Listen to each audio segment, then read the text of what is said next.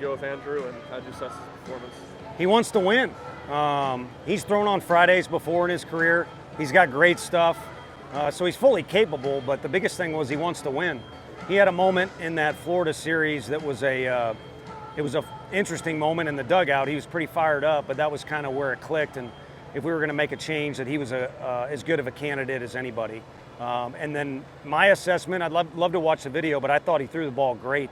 Obviously, when you get a start, you'd like to get off to a good start, but also, you're being asked to take the ball for multiple innings. On this occasion, it's not like he's thrown 100 pitches before, so it was more like 4 or 5 innings would be an ideal day. And he threw well enough if we play good defense behind him. You can't predict the future. One thing changes another, but he threw well enough. We might have had to rip the ball out of his hand, in the 6th inning because we're looking at the pitch count. From your vantage point, just what went wrong defensively in that 3rd inning? On the double play, I'm not sure what happened to me. We talked for a little bit, and I just see a lot of defenders standing straight up. So I guess mechanically that's my assessment. But the angle-wise made it really tough to see. But you make a couple mistakes against a good team, you open up the door for other things to happen. So, again, on defense, it could be basketball. They had a good team, we had a good team. You watch our teams play basketball. You got to play defense with your feet, and you got to get into your legs. And, I think the same goes for about any other sport. It all starts with your feet, and you got to grind things out. And I don't know that we did that well enough for a guy that was throwing the ball really well. But, it's not like anyone's looking to stab the guy in the back. You could kind of sense from our team they were excited for him to have the opportunity to throw. Those middle infield mistakes, you mentioned tonight mechanically, it seems like they've been consistent. Are those mental, mostly mechanical? What's your vantage point? Well, I think there's been some mental ones on occasion where, you start to lose focus either because it's really cold in Missouri, or it's not going well. But I don't think, and I'm just saying this now, not that I got any one pattern or anything like that in mind. My biggest theme is you got to grind on defense. Defense is where you muck and grind. If you're a hockey fan, you can't be afraid to get dirty, can't be afraid to get chest up, and you got to do whatever it takes to get one out. I think on the one play where Cal made a really nice throw down to second base, I don't know the logistics yet, but I know we're late covering. You're not looking to hurt anybody, but you might have to just tackle the ball on the base at the same time, or maybe you end up running into the base runner, but you got to do whatever you got to do to get a guy out.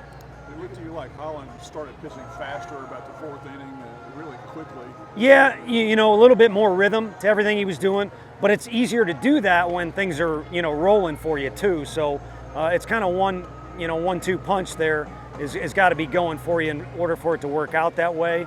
But he's got some deception. You can tell he likes to compete. He does it in his own unique way. I say it jokingly, but all lefties are a little bit goofy. But he did a nice job of mixing speeds as he always does. And I thought our guys, still had competitive at-bats even when we weren't putting up the runs. But you got an open door against a guy like that. You better charge through it. And we kind of went halfway through it.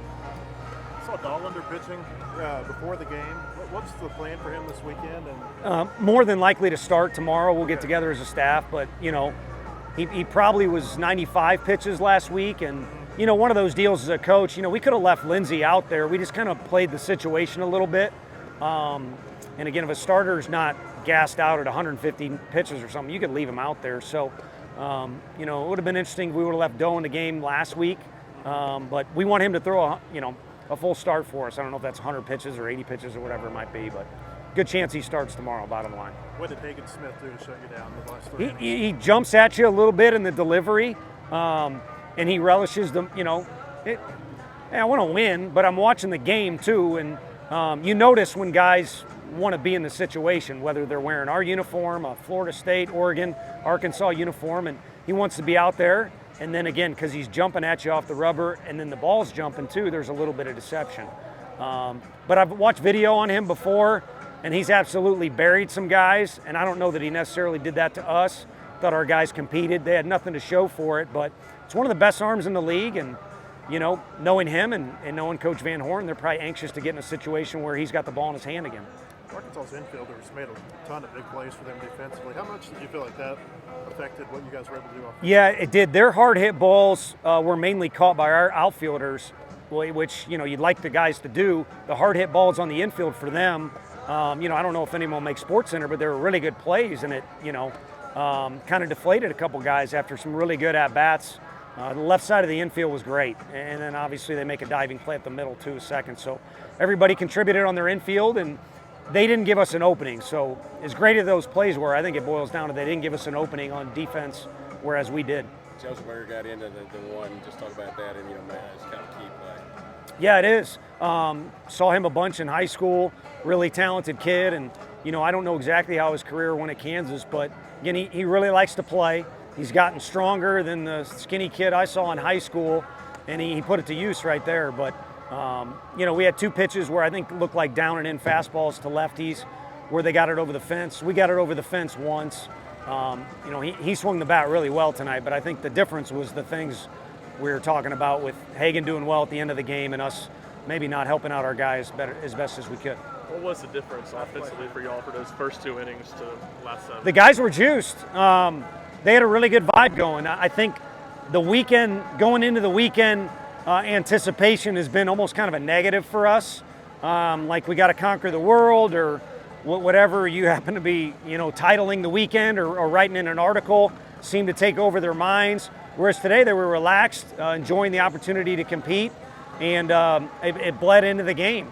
And then when you get punched in the gut, the challenge is, can you maintain that?